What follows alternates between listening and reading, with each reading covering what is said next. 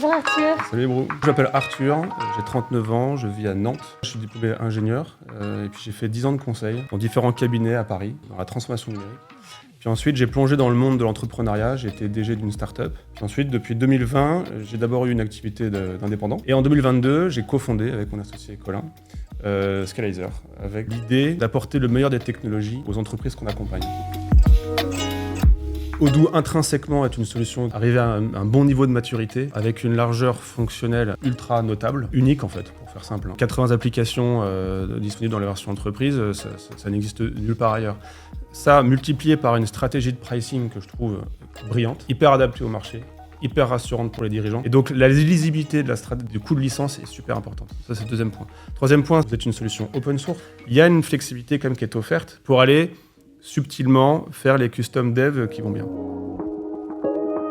Comme on est une jeune entreprise faite de gens qui viennent de plein de milieux différents, donc j'ai des gens qui viennent de cabinets de conseil, des gens qui sont des purs devs, des gens qui sont des aficionados de la méthode Odoo. Et donc on a aujourd'hui, c'est vrai, un peu un melting pot de méthodologie, donc je vais pas faire une réponse bien propre, bien scolaire.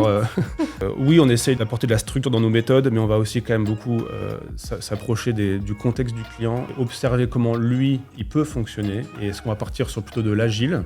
Ça suppose qu'on est en face des gens qui soient très matures sur la méthodologie agile, ou alors on est obligé de passer par des phases plus cycle en V, où on va prendre le temps de la conception, le temps de poser les process, de les challenger, de regarder comment est-ce qu'ils fonctionnent.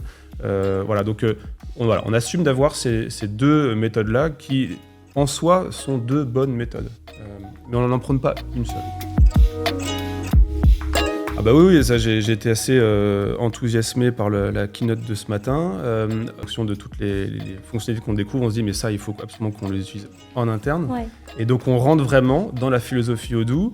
Dans l'année, là, on va se faire une roadmap et on va décommissionner. En fait.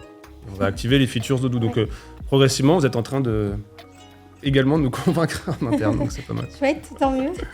À titre personnel, je pense qu'il y a deux fonctionnalités qui m'ont beaucoup interpellé. C'est pas tant pour mes clients que pour moi-même, que pour Scalizer. Un, c'est le CPQ.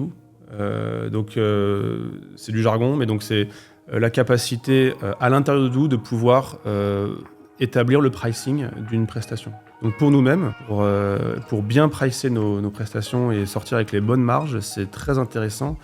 Deuxième feature vraiment chouette, c'est la capacité à naviguer dans différents univers, dans différents onglets à l'intérieur d'un projet. Enfin, pouvoir d'un clic aller de la tâche au timesheet, du timesheet au Gantt, d'ailleurs Gantt, nouvelle feature, au planning, en un seul clic. Ça, c'est d'un point de vue UX, c'est absolument clé. Et voilà, Odoo devient pour moi un outil majeur dans la gestion de projet maintenant, enfin leader, state of the art.